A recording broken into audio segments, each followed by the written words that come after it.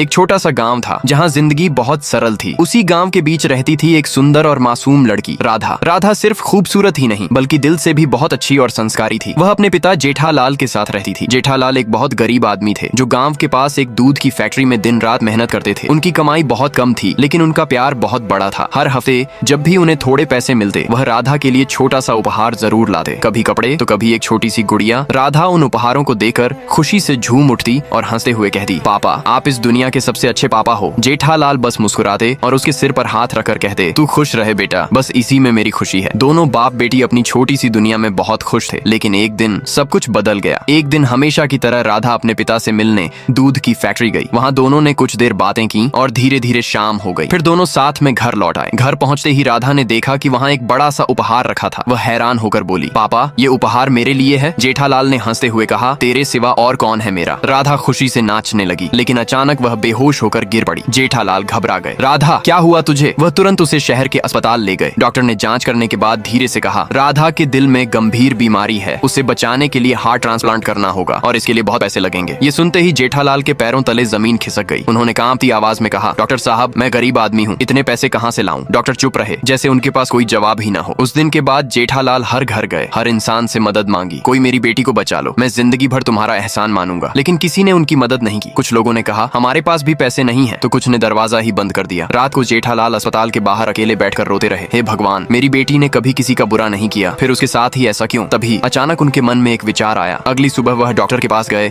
और धीरे से बोले, डॉक्टर साहब अगर मैं अपना दिल अपनी बेटी को दे दूं तो क्या मेरी बेटी बच जाएगी? डॉक्टर हैरान रह गए, हाँ वह बच जाएगी लेकिन तुम मर जाओगे। जेठालाल के चेहरे पर हल्की सी मुस्कान आई, मैं तो वैसे भी उसके बिना जिंदा नहीं रह पाऊंगा, लेकिन मेरी बेटी, उसने अभी ये दुनिया देखी ही कहाँ है। राधा बेहोश थी, उसे कुछ पता नहीं था। ऑपरेशन से पहले जेठालाल ने डॉक्टर से अपनी एक वीडियो रिकॉर्ड करवाई और कहा, राधा के होश में आते ही उसे यह दिखा देना। कुछ घंटों बाद ऑपरेशन खत्म हो गया। डॉक्टर बाहर आए और धीरे से बोले, राधा अब ठीक है। लेकिन जेठालाल हमेशा के लिए जा चुके थे। कुछ दिनों बाद राधा को होश आया। उसने अपने आसपास देखा और घबराकर बोली, पापा पापा आप कहाँ हो? तभी डॉक्टर वहाँ आए। उनकी आंखों में आंसू थे। उन्होंने कहा, बेटी तुम्हारे पापा ने तुम्हारे लिए कुछ छोड़ा है। फिर उन्होंने उसे वो वीडियो दिखाया। बेटी जब तुम उठोगी तो शायद मैं इस दुनिया में नहीं रहूंगा, लेकिन बेटा तुम रोना मत, मैं हमेशा तुम्हारे साथ रहूंगा, तुम्हारी हर धड़कन में, तुम्हारी हर सांस में, तुम्हारा प्यार पापा। जेठालाल। ये देखते ही राधा जोर जोर से रो पड़ी। उसने अपने सीने पर हाथ रखा और महसूस किया उसके दिल की हर धड़कन में उसके पापा अभी भी जिंदा थे। और उस दिन राधा ने समझा, दुनिया में अगर कोई सच में अपना होता है तो वह सिर्फ हमारे पापा होते हैं।